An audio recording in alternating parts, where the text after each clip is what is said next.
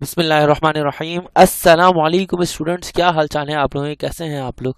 आज के दिन हम वापसी स्टार्ट कर रहे हैं balance the following equation by ion electron method. और अब balance the following equation by ion electron method की ये फोर्थ वीडियो है जो मैं अब सॉल्व करने वाला हूँ। इसके अंदर हम लोग सॉल्व करेंगे एसिडिक मीडियम के थ्रू। हमें कैसे पता चलेगा कि कोई भी इक्वेशन हमें एसिडिक मीडियम वाली है या बेसिक मीडियम वाली है, तो हमें उसके सामने गिवन होगा एसिडिक मीडियम या बेसिक मीडियम। लेकिन अगर इस इक्वेशन के अंदर अगर आप गौर से देखें तो इस इक्वेशन के अंदर यहाँ पे आपको H प्लस आइन नजर आ रहा है। H प्लस आइन नजर आने का मतलब ये कि ये इक्वेशन एसिडिक मीडियम से सॉल्व होने वाली है। तो आइए जरा फर्स्ट स्टेप की बात करते हैं। पहला स्टेप क्या है? पहला स्टेप होता है split equation and ignore H plus आइन। पहले स्टेप है स्प्लिट इक्वेशन एंड इग्नोर कर दीजिए, आप किस चीज को इग्नोर कर दीजिए? H प्लस आइन को और वाटर को इग्नोर कर दीजिए सबसे फर्स्ट स्टेप के अंदर। तो यहाँ पे क्या होगा? यहाँ पे इक्वेशन को हम Fe+2 को देखते हैं। Fe+2 से आगे जाके वो कन्वर्ट हो रहा है किस चीज के अंदर? Fe+3 के अंदर कन्वर्ट हो रहा है।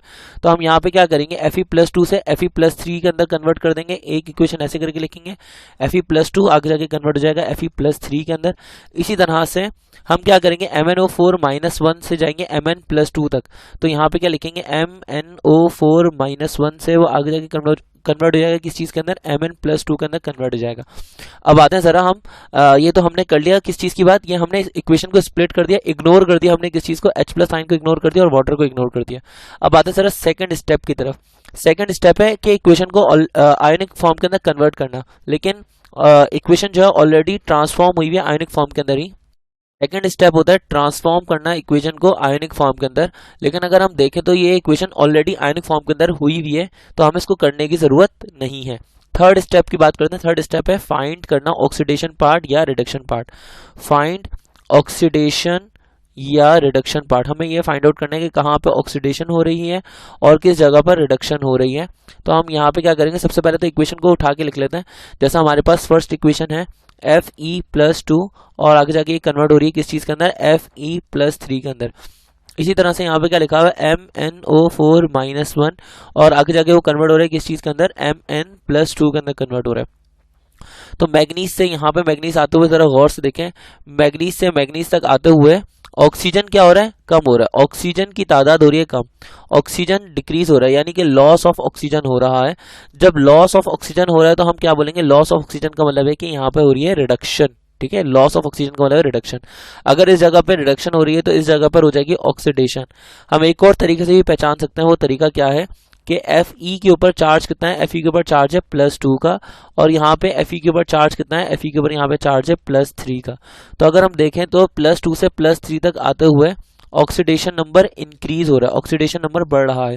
तो ऑक्सीडेशन नंबर इंक्रीज होने का मतलब ये होगा कि ऑक्सीडेशन है। ठीक है, अगर एक जगह पर ऑक्सीडेशन होगी तो अल्टीमेटली दूसरी जगह पर रिडक्शन ही होगी। अब आते हैं जरा फोर्थ स्टेप की बात करते हैं। फोर्थ स्टेप है बैलेंस एटम्स। हमने दोनों जगह पे एटम्स को बैलेंस करना है। बैलेंस एटम, सबसे पहले हम अदर एटम्स को बैलेंस करेंगे, फिर हम किस चीज को बैलेंस करेंगे? हम ऑक्सीजन को बैलेंस करेंगे। ऑक्सीजन को बैलेंस करने के लिए हम वाटर का इस्तेमाल करेंगे। फिर उसके बाद हम हाइड्रोजन को बैलेंस करेंगे और हाइड्रोजन को बैलेंस करने के लिए हम H प्लस आइन ऐड करेंगे। आप लोग मेरे साथ साथ कॉपीज निकालें और कॉपीज साथ साथ काम करना शुरू करें। आपने ये सारा काम अपने कॉपीज के अंदर लिखना है। ठीक है, साथ साथ लिखना है। अब देखें यहाँ पे हमारे पास पहली इक्वेशन जो लिखी हुई है, पहली इक्वेशन है Fe+2। पहली इक्वेशन लिखी है हमारे पास Fe+2 और आगे जाके वो कन्वर्ट हो रहा है किस चीज के अंदर? Fe+3 के अंदर कन्वर्ट हो रहा है। तो यहाँ पे हमारे पास पहली इक्वेशन तो ये हो गई। अब इस फर्स्ट इक्वेशन के अंदर देखते हैं, आयरन एक है, आयरन एक है, एक आयरन यहाँ है, एक आयरन यहाँ है। इक्वेशन में आयरन तो बैलेंस है, कोई ऑक्सीजन नहीं है यहाँ पे, कोई हाइड्रोजन नहीं है यहाँ पे, तो कोई नीड भी नहीं है इसको बैलेंस करने के लिए। तो हम क्या करेंगे? ये इक्वेशन ऑलरेडी बैलेंस है, ये इक्वेशन ऑलरेडी बैलेंस है, इसके अंदर कुछ भी करने की जरूरत नहीं है, एटम्स ऑलरेडी बैलेंस है इसके अंदर। दूसरी इक्वेशन के अंदर देखते हैं, दूसरी इक्वेशन के अंदर क्या लिखा हुआ है? दूसरी इक्वेशन के अंदर लिखा हुआ है MnO4-1, आगे जाके वो कन्वर्ट हो रहा है किस चीज के अंदर? Mn+2 के अंदर कन्वर्ट हो रहा है। तो अगर हम देखें तो मैग्नीज यहाँ पर है, एक मैग्नीज है यहाँ, यहाँ पर भी एक मैग्नीज है। मैग्नीज तो बैलेंस है, यहाँ पे ऑक्सीजन है 4, तो दूसरी साइड पे हमें 4 वाटर मॉलिक्यूल्स ऐड करने पड़ेंगे, 4 वाटर मॉलिक्यूल्स हमें ऐड करने पड़ेगे ताकि यहाँ पे भी दूसरी साइड पे भी ऑक्सीजन 4 हो जाए। हाइड्रोजन यहाँ पे देखें तो 4 2 8, 8 हाइड्रोजन है यहाँ। तो हम यहाँ पे क्या करेंगे? 8 H प्लस आइन ऐड कर देंगे ताकि दोनों जगहों पर हाइड्रोजन की तादाद बराबर हो जाए। ठीक है, हमने हाइड्रोजन को बैलेंस कर लिया, हाइड्रोजन को भी बैलेंस कर लिया हमने, ऑक्सीजन को भी बैलेंस कर लिया और हमने मैग्नीज को भी बैलेंस कर लिया। अब आते हैं जरा फिफ्थ स्टेप की तरफ। तो फिफ्थ स्टेप क्या है? फिफ्थ स्टेप है बैलेंस चार्ज। हमें चार्जेस को बैलेंस करना है by adding electron. Balance charge, हमें चार्ज को बैलेंस करना है इलेक्ट्रॉन को ऐड करके, बाय एडिंग इलेक्ट्रॉन। ठीक है, अब चार्ज को कैसे बैलेंस करेंगे? आइए तरह यहाँ पे देखते हैं। यहाँ पे कितना चार्ज है? यहाँ पे चार्ज है +2। ठीक है, यहाँ पे कितना चार्ज है? यहाँ पे चार्ज है +3। कहाँ चार्ज ज्यादा है? अल्टीमेटली +3 पे चार्ज ज्यादा है, तो हम जहाँ चार्ज ज्यादा होगा और जितना ज्यादा होगा वहां पे उतने इलेक्ट्रॉन ऐड कर देंगे। जैसे +3 और +2 में देखें तो एक ज्यादा है इलेक्ट्रॉन, एक ज्यादा है यहाँ पे चार्ज, तो एक ज्यादा होने की वजह से हम इधर एक इलेक्ट्रॉन ऐड कर देंगे। तो ये इक्वेशन कुछ ऐसे हो जाएगी, Fe+2, आगे जाके क्या हो जाएगा? Fe+3, और साथ में क्या हो जाएगा? एक इलेक्ट्रॉन यहाँ पे ऐड हो जाएगा। हमने इसको नाम दे दिया है इक्वेशन नंबर ए का। अब आते हैं जरा दूसरी इक्वेशन को देखते हैं। दूसरी इक्वेशन के अंदर क्या लिखा हुआ है? 8H+, उसके बाद आगे लिखा हुआ है MnO4-1, आगे जाके क्या लिखा हुआ है? Mn+2, और साथ में क्या लिखा हुआ है? 4H2O। अब देखते हैं कहाँ चार्ज ज्यादा है।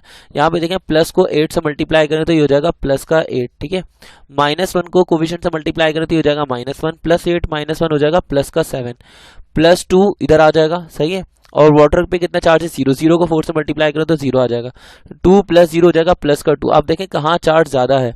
यकीनन आपके जहन में यही आएगा कि +7 पे चार्ज ज्यादा है। +7 पे चार्ज ज्यादा है, कितना ज्यादा है? +2 के मुकाबले में +7 पे चार्ज ज्यादा है, 5 ज्यादा है। सही ना, तो हम यहाँ पे जहाँ चार्ज ज्यादा है उस साइड पर 5 इलेक्ट्रॉन ऐड कर देंगे। जितना ज्यादा है और जहां ज्यादा है उस साइड पर उतने ही इलेक्ट्रॉन ऐड कर देंगे। तो हमने यहाँ पे 5 इलेक्ट्रॉन ऐड कर दिए।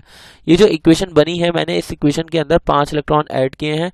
मैंने इस इक्वेशन को दे दिया इक्वेशन नंबर बी का नाम।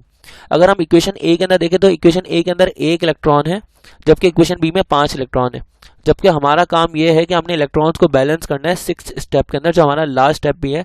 हमने बैलेंस करना है इलेक्ट्रॉन्स को, balance electrons and add up both equations. दोनों साइड पर हमने इलेक्ट्रॉन्स को बैलेंस करना है और इक्वेशंस को ऐड कर देना है।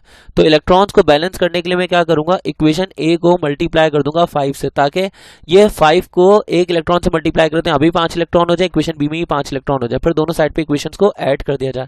अगर आपने अभी तक मेरी सारी videos balance the following equation by an electron method की नहीं देखी है तो यू मस्ट वॉच। डिस्क्रिप्शन में सारा लिंक मौजूद है, प्ले लिस्ट का लिंक मौजूद है, मैं जरूर डाल दूंगा।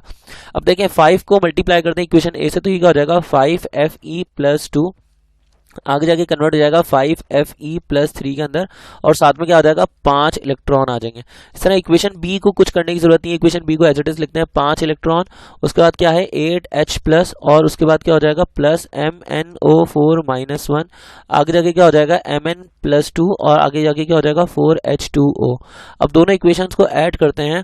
दोनों इक्वेशंस को ऐड करेंगे तो क्या हो जाएगा कि यहाँ पर 5 इलेक्ट्रॉन से 5 इलेक्ट्रॉन कैंसिल हो जाएंगे, बाकी कुछ कट नहीं रहा तो हम बाकी एज इट इज लिख देंगे। 5Fe+2 +8H+, उसके बाद क्या हो जाएगा? MnO4-1, और उसके बाद क्या हो जाएगा कि आगे जाके बन जाएगा 5Fe+3, और उसके बाद आ जाएगा प्लस का Mn+2 और प्लस का 4H2O। अब इक्वेशन हर एतबार से बैलेंस है। यहाँ पे देखिए आयरन है 5, यहाँ पे आयरन है 5, यहाँ पे हाइड्रोजन है 8, और यहाँ पे हाइड्रोजन है 4 2 8। ठीक है, 4 सही से लिख देता हूँ, 4H2 लिखा हुआ है, यहाँ पे भी हाइड्रोजन बैलेंस है। उसके बाद मैग्नीज है यहाँ पे 1, यहाँ पे भी मैग्नीज है 1, ऑक्सीजन है यहाँ पे 4, और यहाँ पे भी ऑक्सीजन को 4 से मल्टीप्लाई करें तो 4 ऑक्सीजन हो जाएंगे। तो एटम्स बैलेंस है, यहाँ पे एटम्स बैलेंस है। यहाँ चार्ज को देखते हैं, चार्ज बैलेंस है कि नहीं है। यहाँ पे +2 को 5 से मल्टीप्लाई करें तो ये हो जाएगा प्लस का 10, उसके बाद प्लस को 8 से मल्टीप्लाई करें तो प्लस का 8, और -1 को 1 से मल्टीप्लाई करें तो माइनस का 1, तो 18 -1 हो जाएगा 17। यहाँ पे +3 को 5 से मल्टीप्लाई करें तो प्लस का 15 हो जाएगा, +2 को 1 से मल्टीप्लाई करेंगे तो प्लस का 2 हो जाएगा, और वाटर का पर 0 चार्ज है, 0 को 4 से मल्टीप्लाई करें तो 0 हो जाएगा, +15 +2 हो जाएगा प्लस का 17। तो आप देखें चार्ज भी बैलेंस है, यानी कि हर एतबार से इक्वेशन बैलेंस है। एटम्स भी बैलेंस है और ये चार्ज बैलेंस है। ये इक्वेशन पूरी बैलेंस हो चुकी है। आई होप कि आपको हमारा ये जो टॉपिक है, ये जो वीडियो है, समझ आई होगी। उम्मीद करते हैं अगर आपको हमारी ये वीडियो पसंद आई तो प्लीज़ डू सब्सक्राइब, हमारे चैनल को सब्सक्राइब कर देना, आपकी बड़ी मेहरबानी होगी। और इस तरह अपने दोस्तों को भी यार शेयर कर दो ना, प्लीज़ शेयर कर दो ना, दूसरों को पहुंचाओ, मेरा पैगाम पहुंचाओ। फर्स्ट ईयर के स्टूडेंट्स तक पैगाम पहुंचते रहना चाहिए। मैं मिलूंगा आपसे नेक्स्ट वीडियो के अंदर। अपना ख्याल रखिएगा। ओके, अल्लाह हाफिज़।